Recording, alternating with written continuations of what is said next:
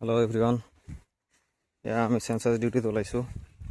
প্ৰথমটো ঘৰ আমি সেন্সাস কৰিলোঁ এতিয়া আমি দ্বিতীয়টো ঘৰত ওলাইছোঁ যাবলৈ এইটো মানে শিশুটো মোক হেল্প কৰি আছে সহায় কৰি আছে পৰিৱেশটো চাওক আপোনালোকে